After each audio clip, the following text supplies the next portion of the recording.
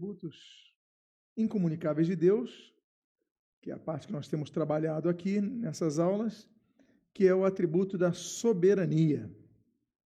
Afinal de contas, qual é a vontade de Deus? Será que a vontade de Deus é que o inocente pereça? Será que a vontade de Deus é que pessoas nasçam com doenças? Será que a vontade de Deus é que um terremoto mate justos e injustos? Será que a vontade de Deus é que pessoas sejam martirizadas? Pessoas sejam decapitadas? Qual é a vontade de Deus? E tudo isso, então, nós devemos perceber sob o aspecto da soberania de Deus. Eu começo com o texto de Daniel, capítulo 4, versículo 35, que diz assim: todos os moradores da terra são por ele reputados em nada, e segundo a sua vontade, ele opera com o exército do céu e os moradores da terra. Não há quem lhe possa deter a mão, nem lhe dizer: que fazes? Ou seja, o que é a soberania de Deus? A soberania de Deus aponta a vontade de Deus, e o fato de essa vontade não precisa de aprovação, nem apoio, nem supervisão de ninguém. Deus é plenamente soberano para decidir e fazer cumprir a sua decisão. E ele pode agir para realizar a sua vontade de maneira direta ou indireta, como nós vamos ver aqui. Pois bem, por exemplo, nós podemos dizer que quando Deus decide agir, por exemplo, ele decide não intervir no caso de alguns cristãos que estão sendo martirizados pelo exército islâmico. Ainda assim, ele continua sendo soberano se ele decidir não agir. E se ele decidir agir, ele também segue sendo soberano. Qual é a vontade de Deus em tudo isso? Então, para nós entendermos soberania, vamos ter que entender um pouco da vontade de Deus. E que tipo de vontade de Deus nós podemos dissipar tais dúvidas. O fato é que Deus exerce controle sobre tudo e todos, ainda que isso não exclua a liberdade que ele dá aos homens, inclusive dá a liberdade de pecar o homem. Por quê? Porque Deus permite esse livre-arbítrio a cada um de nós. Deus não promove o pecado, porque ele condena o pecado. Então, a pessoa pode pecar, mas Deus não a induz a pecar. A título de exemplo, nós temos a oração de Jesus, por exemplo, nós vamos trabalhar sobre isso nessa noite. Ele diz assim: portanto, assim orareis, faça-se a tua vontade, assim na terra como nos céus. A vontade de Deus, se a vontade de Deus fosse automaticamente imposta às pessoas, então Jesus não precisava nos ensinar a orar, dizendo: seja feita a tua vontade, porque a vontade de Deus ia ser feita de qualquer maneira. Então, por que Jesus nos ensina a orarmos? E aquela oração é um ensinamento. Nos ensina a orar: seja feita a tua vontade. Porque é o nosso desejo que a vontade de Deus se realize em nossa vida. Porque se a vontade de Deus fosse automática e nós fôssemos simplesmente robôs que cumprissem a vontade de Deus, então Deus seria autor do pecado. Porque muitas vezes o que nós fazemos, nós pecamos, mas nós pecamos por causa de nossa vontade, não da vontade de Deus. Mas pastor, se Deus não quer que nós pequemos e nós pecamos, ele deixa de ser soberano? Não. Vamos avançar mais sobre isso. Se a vontade de Deus imperasse de maneira determinística a todo ser humano, então todos os pecados que nós cometemos seriam realizados pela vontade de Deus. Logo, Deus seria autor do pecado. Ele não quer que eu roube. Mas se a vontade de Deus, tudo que eu faço é a vontade de Deus, se eu sou um mero robô nessa terra, tudo que eu faço é a vontade de Deus, então se eu roubar, é porque Deus quis que eu roubasse. Então, se Deus quis que eu roubasse, me fez agir para que eu roubasse, ou seja, que eu pecasse, então Deus é autor do pecado. Eu só sou um instrumento. E eu te pergunto, Deus é autor do pecado? A Bíblia diz, muito pelo contrário, que Deus não quer que nós pequemos e que Deus nos oferece perdão quanto aos nossos pecados. Mas Deus não é autor do pecado. Então, ainda que Deus seja soberano, nem tudo que eu faço, nem tudo que você faz é a vontade precisa de Deus.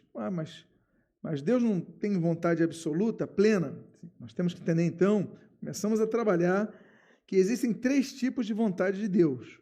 E vamos trabalhar sobre isso para que nós entendamos todas essas coisas. Então, nós devemos entender que Deus não é autor do pecado. E se o homem peca, ele peca por decisão própria. Logo, ainda que Deus seja soberano, permite que nós tomemos decisões pessoais, particulares, nossas, nosso livre-arbítrio.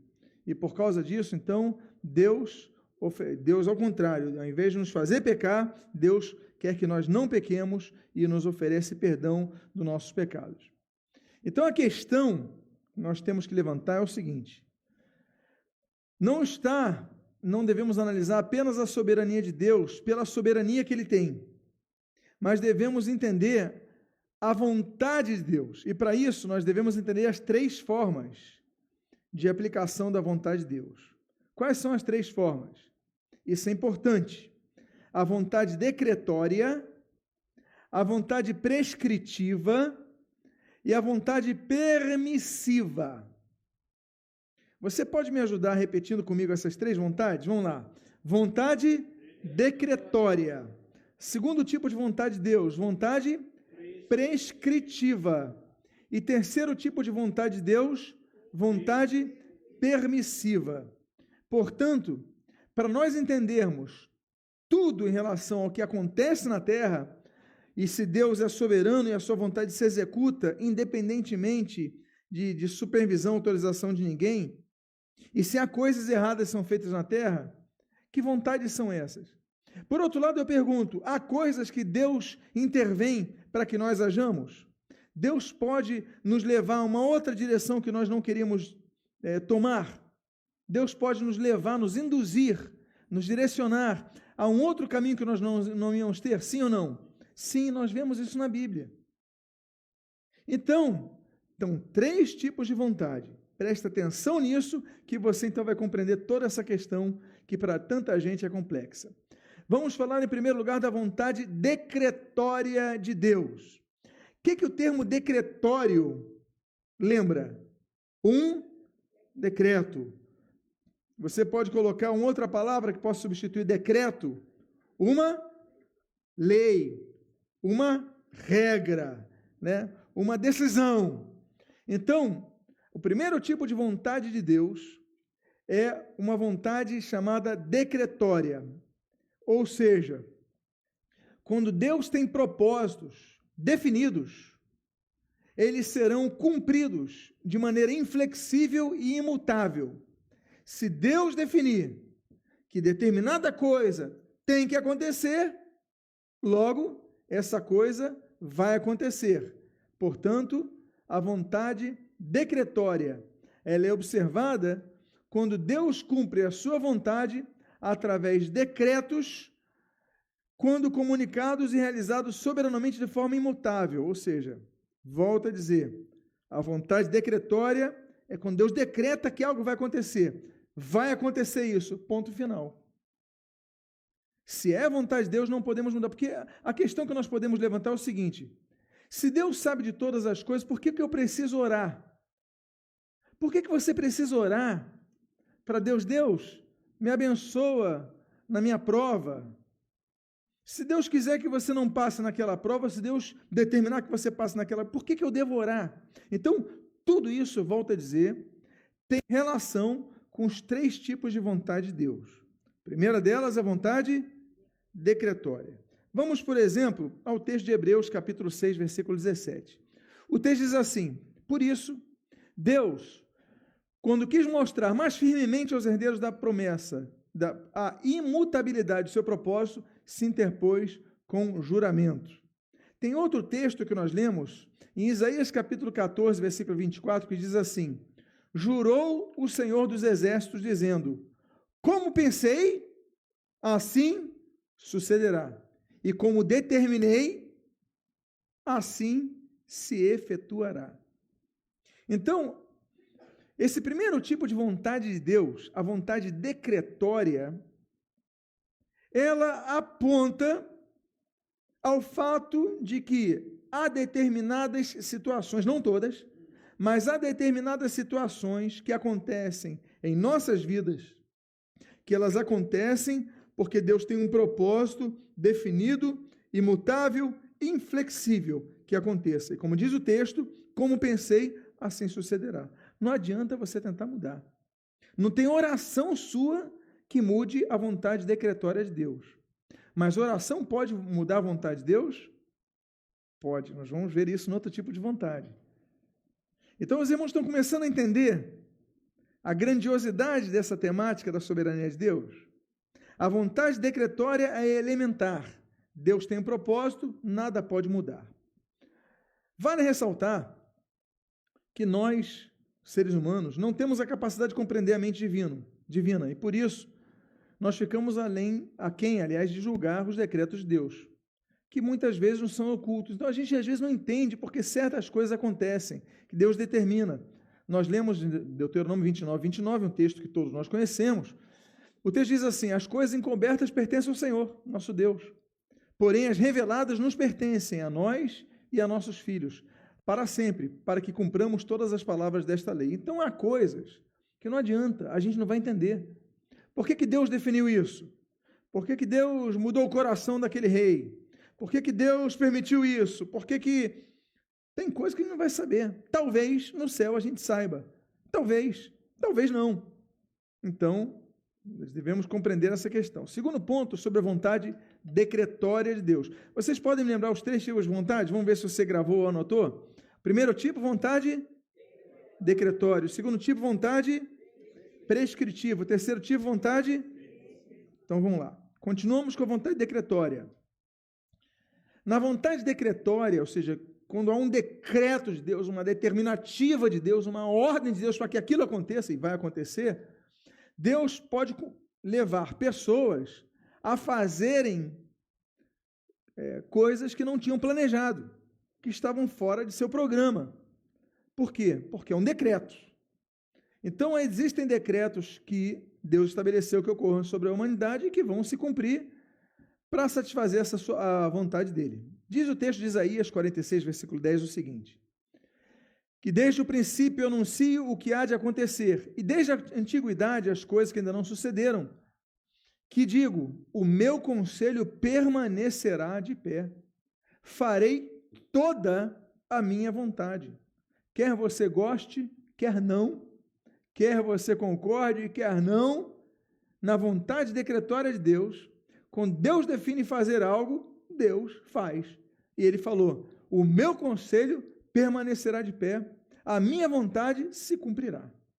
Pois bem, então Deus pode conduzir pessoas cujos espíritos ele conhece intimamente, plenamente, a irem para determinadas direções, como diz o Jó e como disse Salomão. O texto de Jó diz assim, capítulo 13, versículos 17 a 24, diz assim: aos conselheiros leva os despojados do seu cargo e aos juízes faz desvairar, dissolve a autoridade dos reis e uma corda lhes cinge os lombos. Aos sacerdotes leva os despojados do seu cargo e aos poderosos transtorna. Agora olha o que diz o texto. Aos eloquentes ele tira a palavra e tira o entendimento aos anciãos. Tira o entendimento aos príncipes do povo da terra e os faz vaguear pelos desertos sem caminho. Deus então muda, faz que pessoas esqueçam coisas, faz com que pessoas lembrem-se de coisas. Lembra que Jesus falou que o Espírito Santo nos lembraria?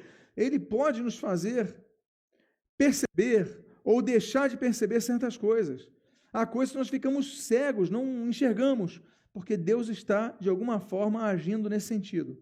Pois bem, Salomão, ele diz o seguinte, capítulo 21 de Provérbios, versículo número 1: como ribeiros de águas, assim é o coração do rei, na mão do Senhor. Este, segundo o seu querer, o inclina. O coração do rei, segundo o seu querer, o inclina. Temos dado uma série de estudos sobre princípios de autoridade nos cultos de manhã, no domingo de manhã, e vocês têm, então, observado um pouco sobre isso. Mas eu não quero abordar a questão do princípio de autoridade, eu quero abordar aqui a questão da vontade decretória de Deus. Quando Deus quer que algo aconteça, Ele pode intervir para cumprir esse propósito, inclinando segundo o seu querer, como diz o texto. Ou seja, há coisas que aquele governante não tinha ideia e ele foi levado a fazê-lo. Pois bem, não podemos esquecer de uma coisa: Deus nunca falha em seus propósitos, ainda que permita que o mal sobrevenha a ímpios e a justos. A sua vontade, decretória, prescritiva ou permissiva, ela sempre se cumprirá. Ok? Então, o sol vai cair para justos, o sol vai cair para injustos. A chuva vai cair para justos, a chuva vai cair para injustos. O sol vai brilhar para justos, o sol vai brilhar para injustos. Mas Deus pode direcionar determinadas pessoas para alcançar um propósito. Nem sempre a gente compreende quando Deus decide não intervir, mas nós devemos entender que há coisas que têm um objetivo positivo quando Deus decide intervir. Por exemplo, Paulo ele escreve em Romanos capítulo 8, versículo 28 o seguinte: sabemos que todas as coisas cooperam para o bem daqueles que amam a Deus, daqueles que são chamados segundo o seu propósito. Então, Paulo, ele amplifica, ele diz, olha, quando você ama a Deus, todas as coisas estão cooperando para o nosso bem, ainda que a gente não perceba de imediato, ainda que a gente não perceba nessa vida, porque às vezes o nosso bem, ele na verdade vai redundar em outro bem para outras pessoas. Então, ele está falando dessa vontade de Deus, que é decretória. Deus enxerga muito além. É o caso que eu expliquei já para vocês sobre a palavra revelação. A palavra revelação, nós temos no contexto de Bíblia 3 termos. Você pode me lembrar? Inspiração, revelação e iluminação. Bíblia, 3 etapas: revelação, inspiração, revelação e iluminação. Inspiração. Inspiração é um termo que só existe uma vez na Bíblia, é mencionada quando Paulo escreve a Timóteo: toda a palavra é divinamente inspirada por Deus. Inspirada por Deus é uma redundância, porque o termo inspirado em grego é theopneustos.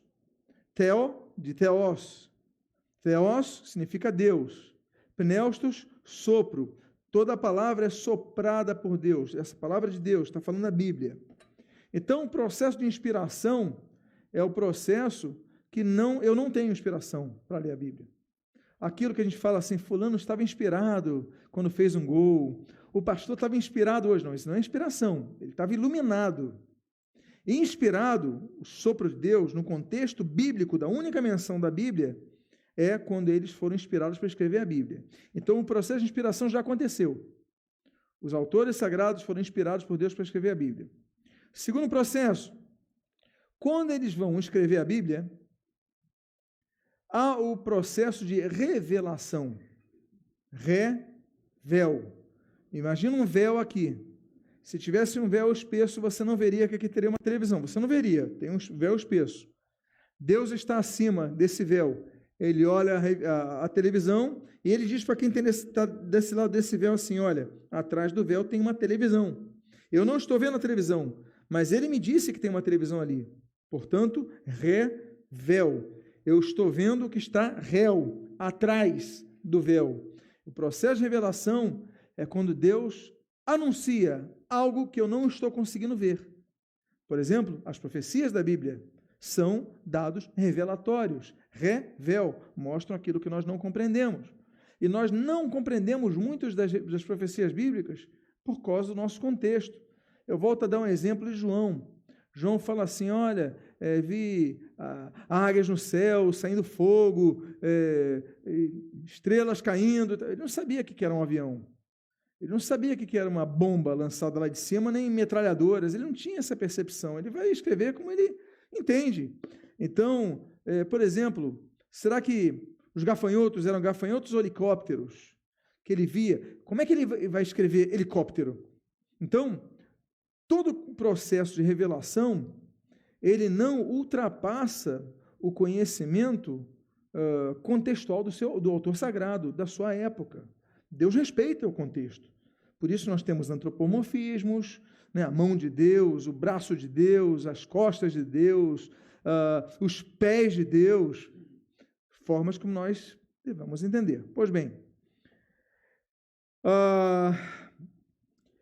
assim compreendendo, há ocasiões que Deus decide não intervir por ter um plano específico adiante, tal como reconheceu José ao apresentar a seus irmãos que tinham vendido ele como escravo.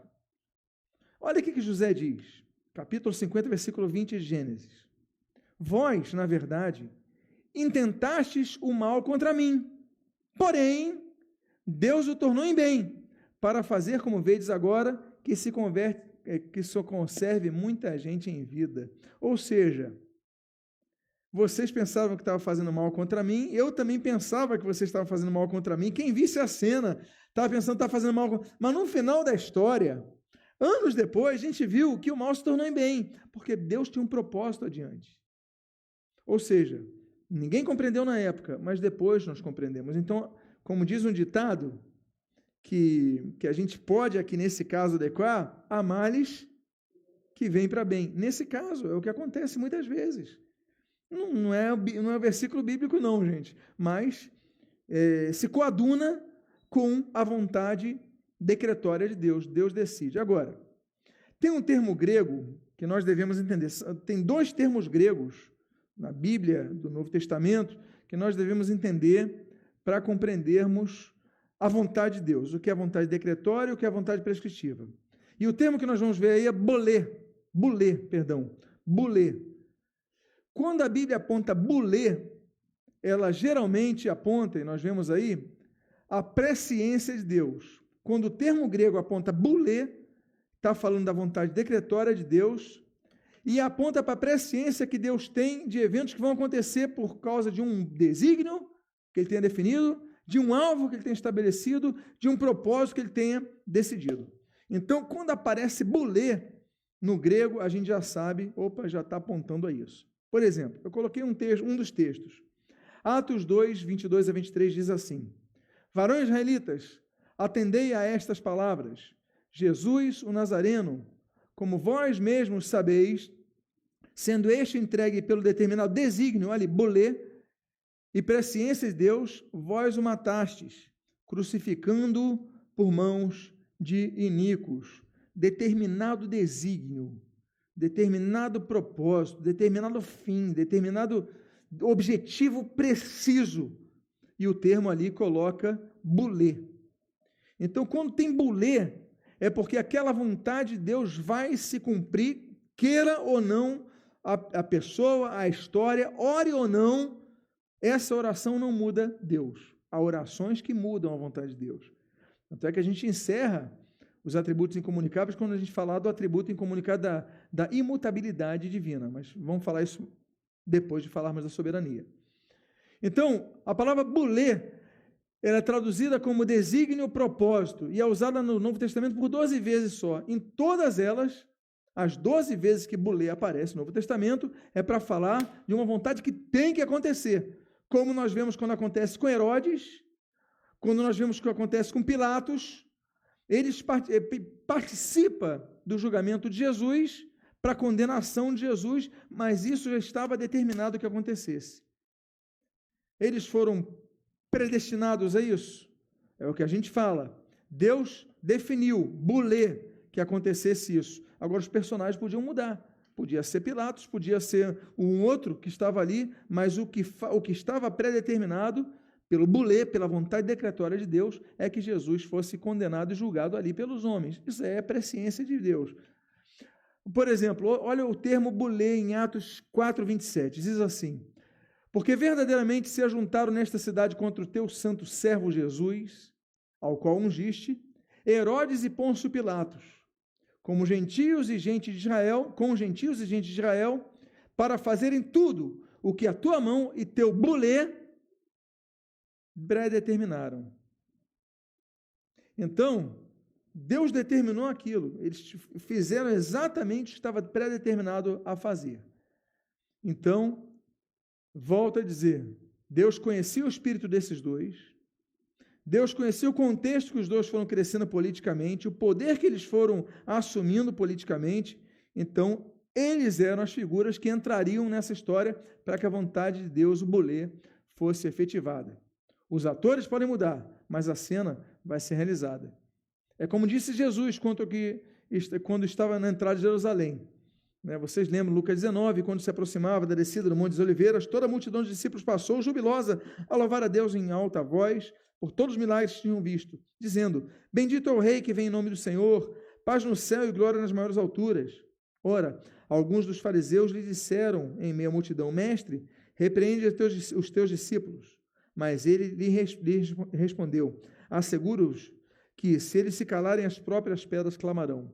O que tiver que acontecer, vai acontecer. Use aquelas pessoas, aqueles discípulos, outras pessoas, vai acontecer. Então, o barco da história vai se cumprir quando for o caso do bolê, quando for o caso da vontade decretória de Deus. Aí eu coloco também mais um texto, o Atos 2, 22 e 23, já até citei sobre isso. Varões israelitas, atendei a esta palavra: Jesus Nazareno, sendo este entregue pelo determinado desígnio, olha, bolê, e presciência de Deus, vós o mataste, crucificando por mãos de iníquos. Estava determinado que isso acontecesse. Nada poderia mudar. Quando Pedro vai tentar falar, não, de maneira nenhuma, Jesus repreende a Pedro. Que é isso, Pedro? Que você está pensando o quê? Isso vai se cumprir, tem que se cumprir. Então, depois, quando a gente der os estudos sobre salvação, doutrina da salvação, doutrina do pecado, a martirologia, doutrina da salvação, a soteriologia, aí a gente vai entender por que o sacrifício era necessário. Não é o caso dessas nossas aulas aqui. Pois bem, então já falei, sim, importante, ressaltarmos que o termo bolê é originado do verbo bulomai, que aponta uma tradução mais efetiva, enfática, como querer deliberadamente, como nós vemos na Bíblia, a declaração do procônsul Gálio. Olha o que ele diz: tratai disso vós mesmos. Eu não quero, olha o que diz o texto, bulomai, eu não quero ser juiz dessas coisas, eu não quero, está definido que eu não quero. Ou seja, quando o procônsul, ele diz, não quero de maneira nenhuma, ele usa o termo bulomai, ou seja, algo definido.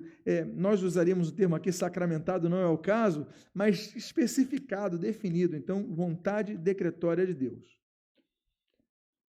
É inflexível, pois visa atingir um propósito previamente planejado. Pois bem, o segundo tipo de vontade de Deus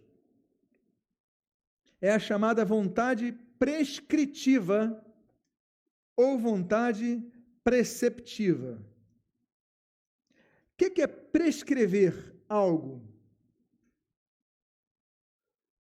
Uma coisa é ordenar, outra coisa é prescrever. Uma coisa é mandar, outra coisa é prescrever. A vontade prescritiva de Deus, ela aponta o desejo, a intenção que Deus tem ao prescrever ao homem algo para que ele cumpra, ainda que Deus permita ao homem, pelo seu livre-arbítrio, não fazer isso. Por exemplo, um médico me prescreve para eu tomar um comprimido. Eu compro o comprimido, mas eu posso não tomá-lo, certo ou errado? Já aconteceu com você? Ter uma receita e você nem comprou o remédio, ou comprou e nem tomou? Ele foi prescrito, mas você, pela sua vontade, não tomou.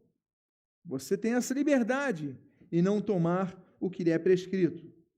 Por exemplo, Deus, pela sua vontade prescritiva ou preceptiva, ele aponta preceitos que ele quer que nós cumpramos. Por exemplo, não roubarás. Êxodo 15. Levítico 19, 11. Não furtareis, nem mentireis, nem usareis de falsidade contra o seu próximo. O que é isso? É a vontade de Deus? Podemos dizer que a vontade de Deus é que ninguém roube? Sim ou não? Roube. É a vontade de Deus. Agora, pessoas roubam. É vontade de Deus que ninguém minta, mas pessoas mentem. Portanto, há vontade de Deus que não são cumpridas, porque Deus não ordena no sentido estricto. Deus ordena no sentido lato. A pessoa tem liberdade em cumprir ou não. Não matarás, alguns matam. Não roubarás, alguns roubam. Então, Há pessoas que podem não satisfazer a vontade de Deus. Por isso que nós temos que separar o que é vontade decretória e o que é vontade prescritiva, o que Deus prescreve, o que Deus orienta. Então, os mandamentos, por exemplo, de Deus, expressa a vontade de Deus, mas apesar disso, muitos roubam. Por quê? Porque o homem tem livre-arbítrio para desobedecer a Deus. E por causa disso, da desobediência que surge o pecado. Logo, o pecado não surge em Deus.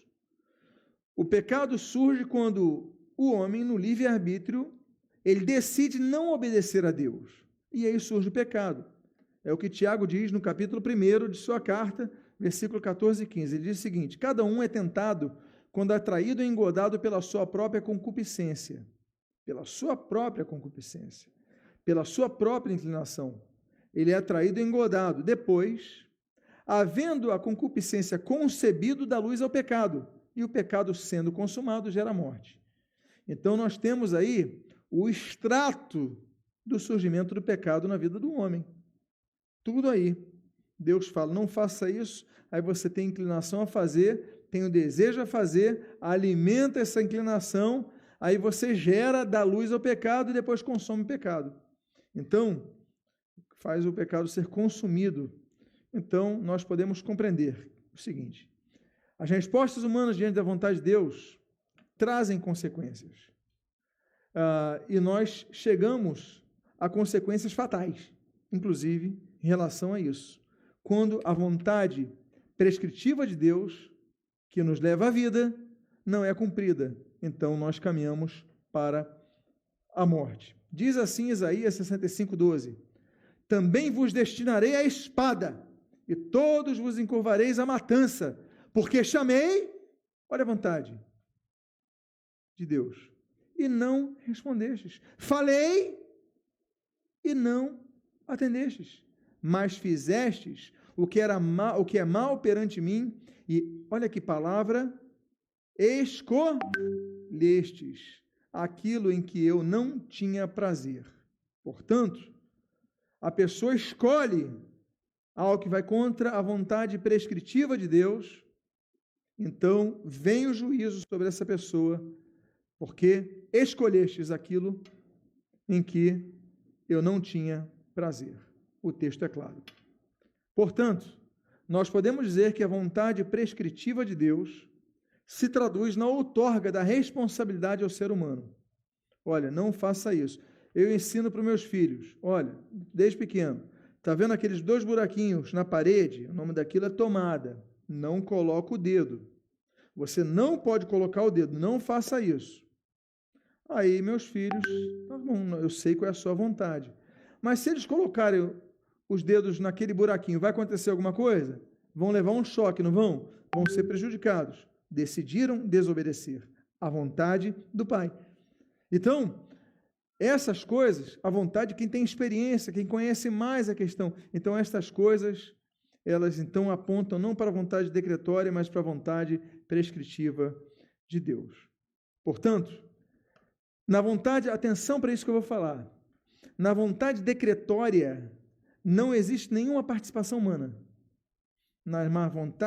mas na vontade prescritiva, sim, existe a participação humana.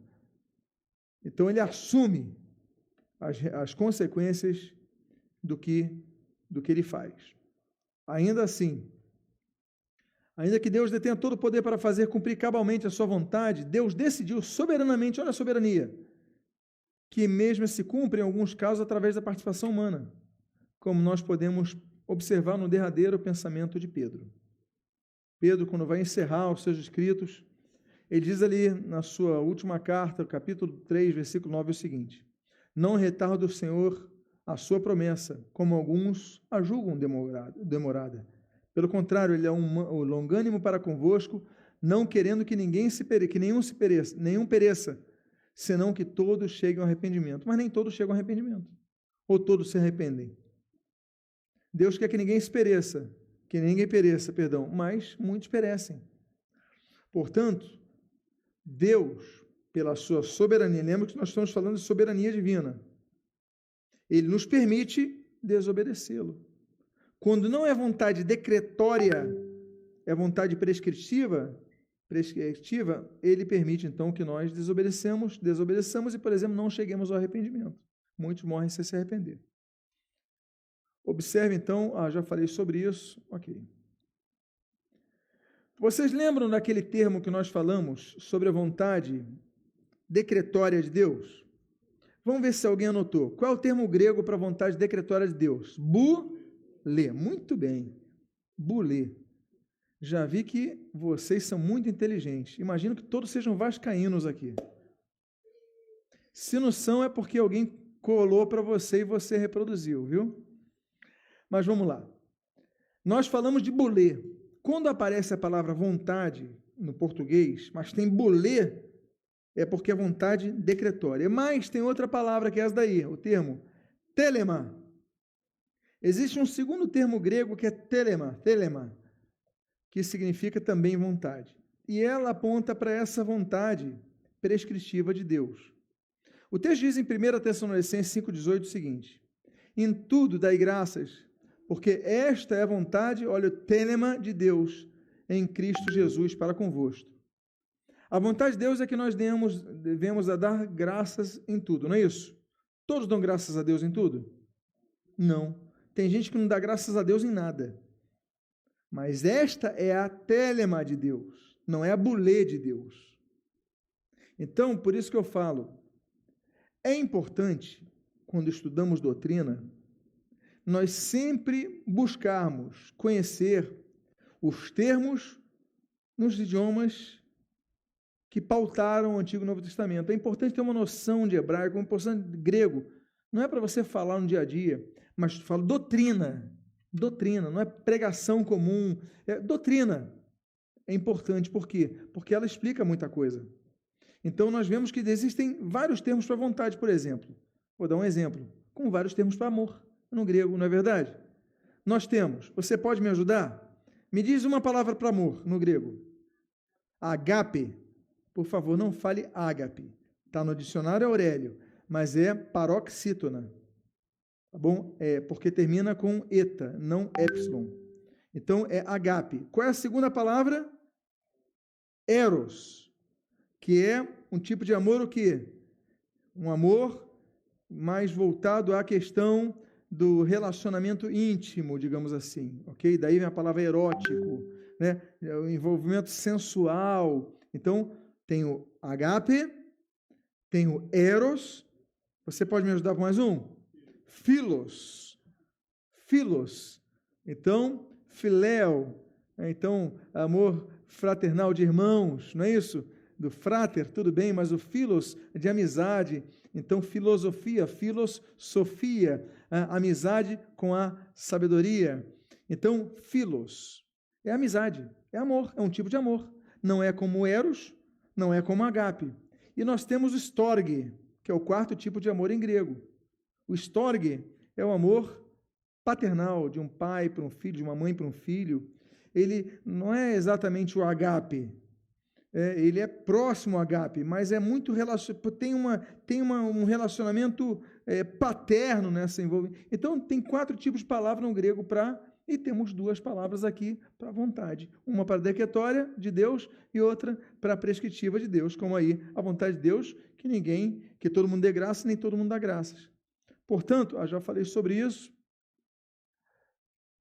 Ok, já falei sobre isso.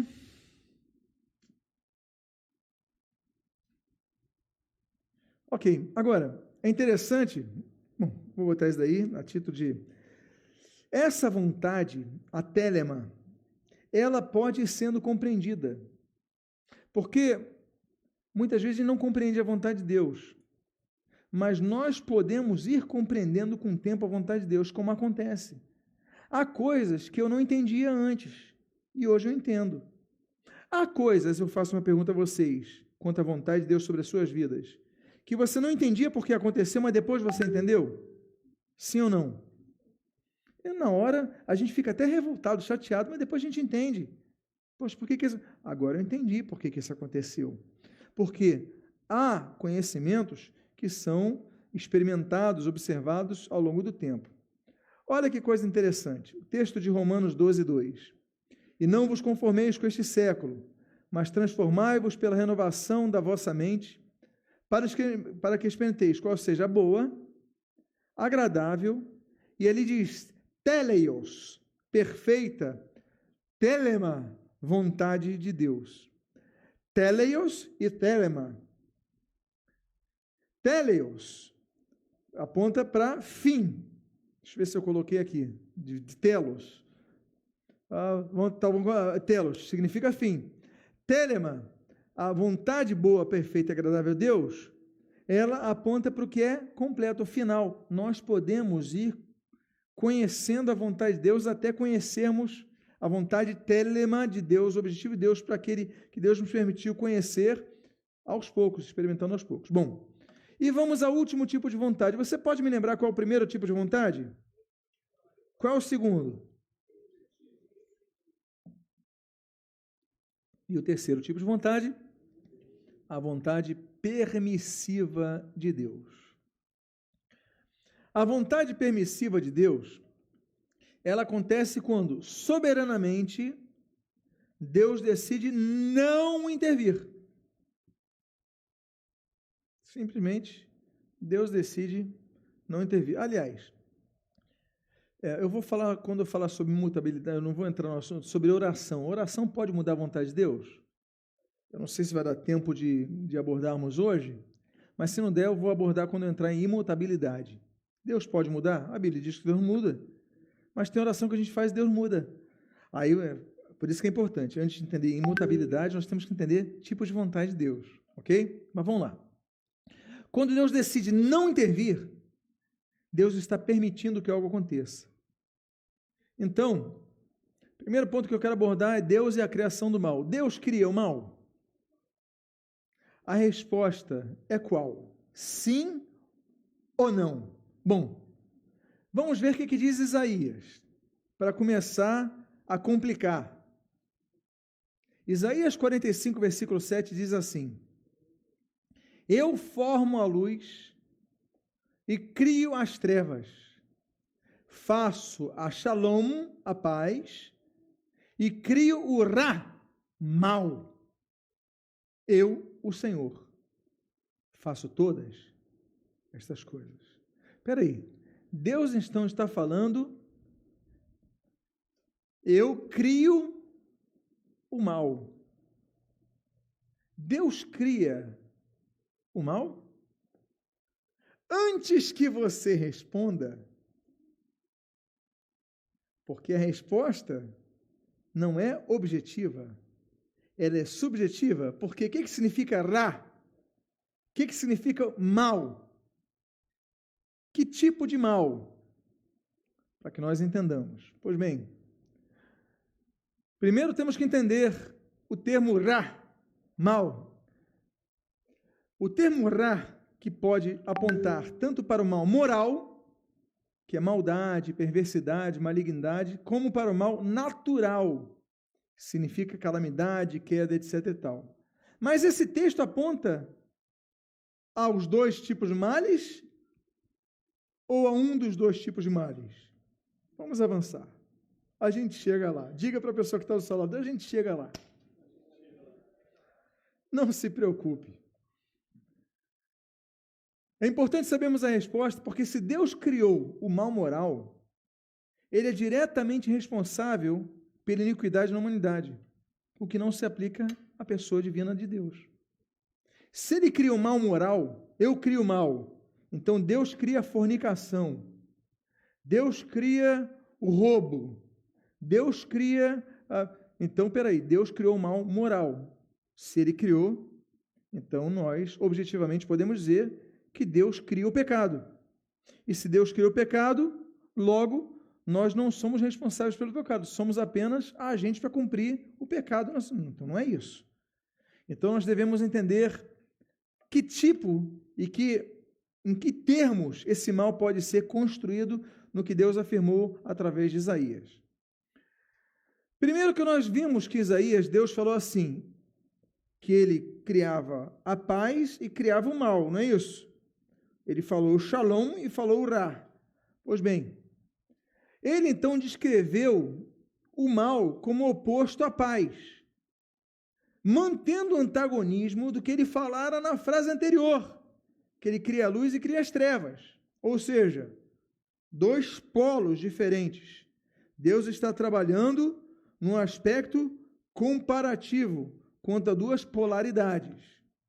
Antagonicamente falando, ele cria a paz e cria o mal. Ora, o oposto da paz é o mal moral? O oposto da paz é o pecado? Não, o oposto da paz é o quê? É guerra, é destruição, é quebra. Então a gente já vê que não é o mal moral. Ok? No caso de luz e trevas, então, as trevas só existem na ausência da luz. Voltando à primeira coisa que ele fala. Ele cria a luz e as trevas. Mas Deus não cria efetivamente as trevas. As trevas, elas surgem quando há ausência de luz. Então, Deus cria a luz, então se dissipa as trevas. A intervenção de formar a luz, de criar a luz, é que faz com que as trevas se dissipem. Então, Deus está falando a mesma coisa em relação ao que ele fala do criar o mal, quando ele fala da paz. Por exemplo, Deus cria a morte. Ora, o que é a morte? Como surge a morte? A morte surge quando a vida se esvai. Quando a vida biológica cessa, surge a morte biológica. Portanto, não se cria a morte. Ela acontece quando a vida se esvai. Ok? Então, na ausência da morte, na ausência da vida, surge a morte. Essa é a premissa. Quando ele fala do shalom, ele está usando o mesmo comparativo. Quando então não há paz, surge a malignidade, surge o mal. Deste modo, Deus não se torna responsável pelo mal moral, mas se apresenta como uma benéfica alternativa para contrapor o mal moral. E ali institui e ensina a respeito dessas coisas. Entendendo isto, é que nós podemos entender que permitir o mal não significa anuir com o mal.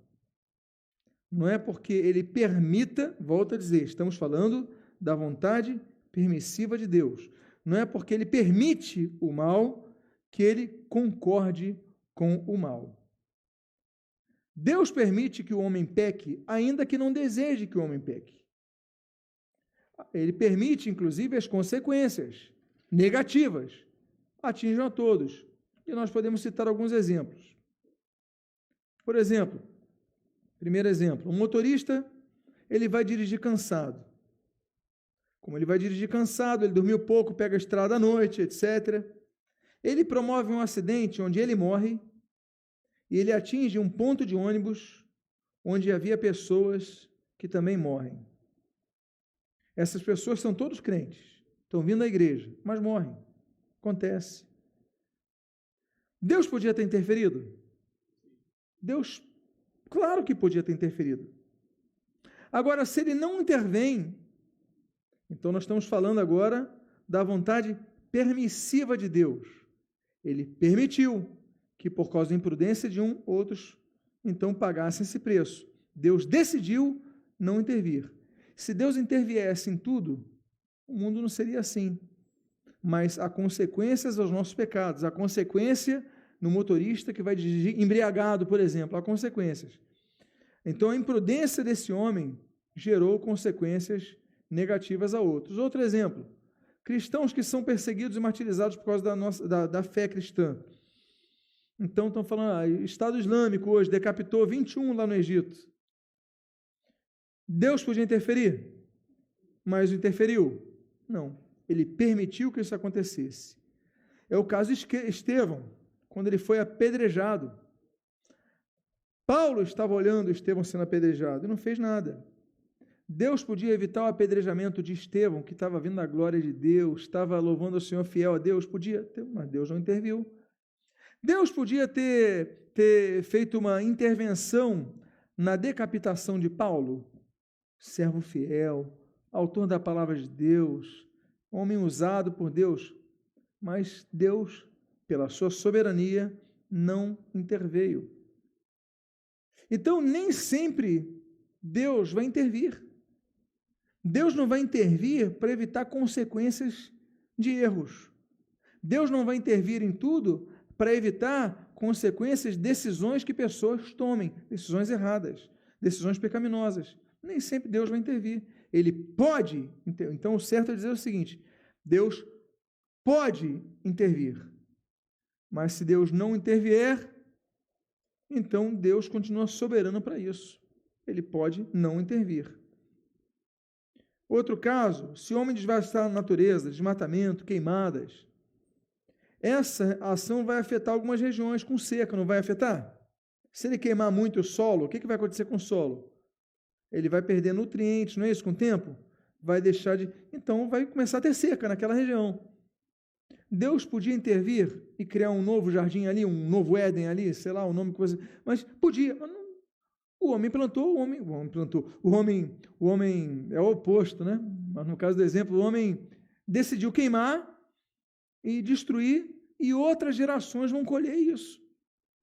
Porque se Deus interviesse em tudo, então seríamos simplesmente robôs. Então, ao livre-arbítrio, volto a dizer sobre a relação aqui da vontade decretória com a vontade permissiva. A vontade decretória, Deus estabeleceu a natureza, como as consequências da seca, como as leis da gravidade, as leis do oxigênio, por exemplo, né? Se eu queimar, volta ao exemplo da queimada, queimar tudo ali, não sei o quê, vai ficar seco, o ar vai ficar mais pesado e populações vão sofrer, e a oxigenação vai ser diferente, e a vida vai ser mais dura, mas vontade decretória, Deus estabeleceu leis.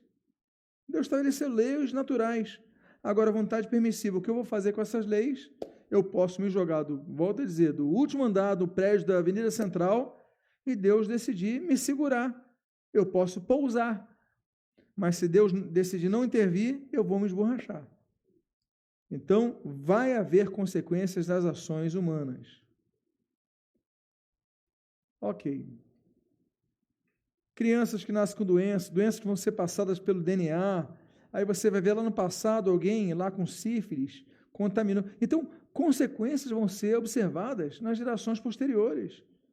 Alterações químicas vão acontecer nas gerações anteriores. Então, você já ouviu falar da casa da grávida que não pode fumar? Já ouviu falar sobre isso? Por que ela não pode fumar? Porque isso pode afetar o quê? O feto. A criança, aí ela tem que se alimentar de certa forma para ajudar o sangue, melhorar o sangue dela, não é isso? Para a criança ter um sangue... Então, o que os pais vão fazer, vão influenciar os filhos, vão influenciar os netos e bisnetos. Então, tem toda uma série de consequências que Deus permite que aconteça. E Ele decide não intervir, ainda que Ele possa intervir. Então, como diz Mateus 5,45, para que vos torneis filhos do vosso Pai Celeste, porque Ele faz nascer o seu sol sobre maus e bons, e vir chuvas sobre justos e injustos. Então, a chuva vem para todos, o sol vem para todos. Essa é a vontade decretória de Deus, Ele estabeleceu isso.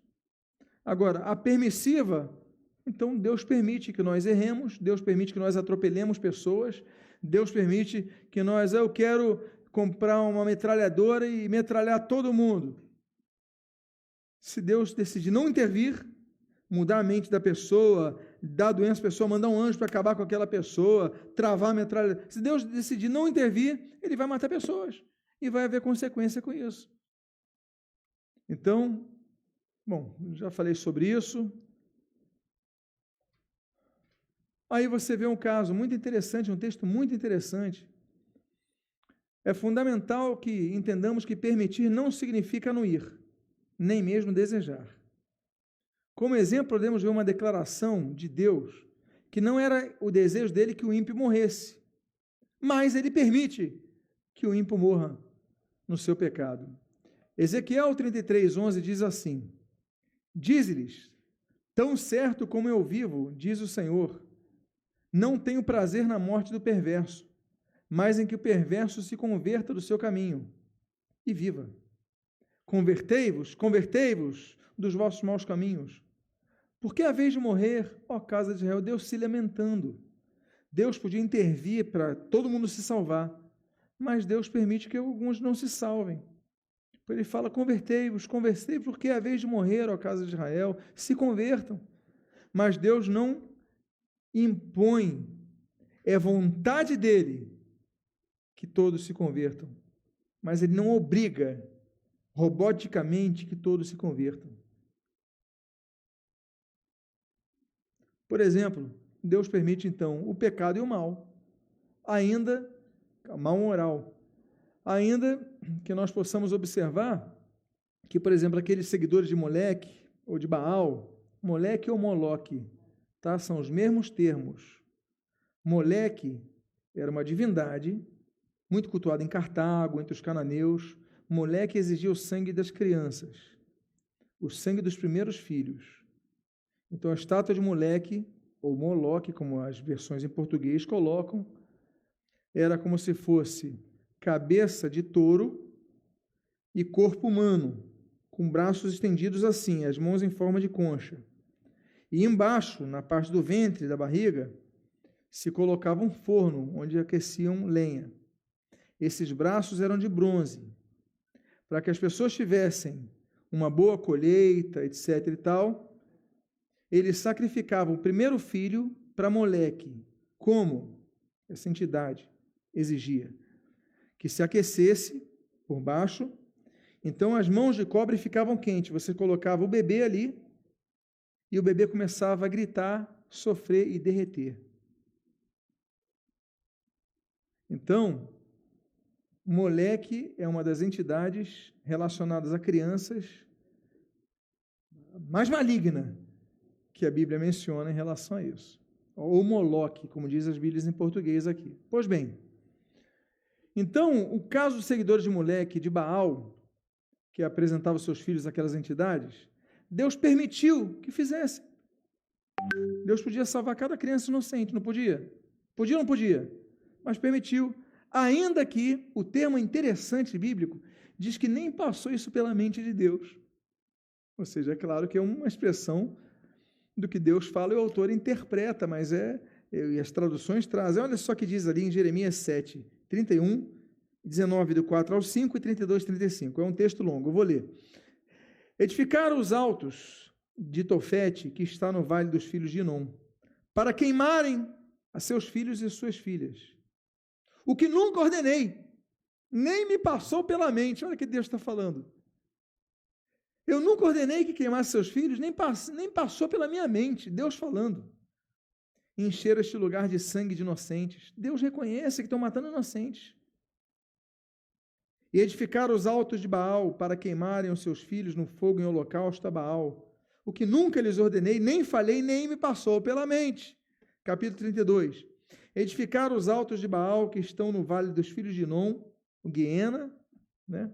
Em frente a Jerusalém, ali, estivemos lá há pouco tempo, para queimarem seus filhos e suas filhas a Moloque, o que nunca lhes ordenei, nem me passou pela mente, fizessem tal abominação. Deus podia ter agido e intervido na situação? Ele fez? Não. Nem ordenou, nem lhe passou pela mente. Deus permitiu, vontade permissiva, permitiu o pecado, mas não anuiu com o pecado. Então, eu usei exemplos graves que acontecem em todas as áreas de nossa vida. Portanto, aquilo que não passou na mente de Deus, passou na mente corrompida do homem. Deus permitiu, mas não decretou, pois não lhes ordenou que o fizessem. Portanto, vamos encerrando por aqui, pelo nosso horário, mantendo o nosso padrão, e eu prometi sobre arrependimento de Deus, mas aí, pelo tempo que isso vai exigir, vamos deixar para a próxima semana. Amém, queridos? Vamos falar na próxima semana sobre o atributo incomunicável de Deus, da imutabilidade de Deus. Afinal de contas, por que nós devemos orar se Deus já sabe tudo? É perda de tempo? Ou se eu vou orar, porque se nada vai mudar? Ou será que muda? Hoje nós já entendemos alguma coisa que vai nos facilitar em compreendermos isso. mas eu espero que você não deixe de comparecer na próxima semana. Amém, queridos? Vamos fazer uma oração, vamos ficar de pé. Quantos foram abençoados nesta noite, edificados nesta noite? Amém. Pai amado, nós te louvamos, nós te agradecemos, nós te glorificamos pela tua palavra, pedimos, Deus, abençoe as nossas vidas, fala conosco, e, Senhor, que tu venhas a fazer com que compreendamos cada vez mais. Você está ouvindo Web Rádio Servindo com Amor. 24 horas com você.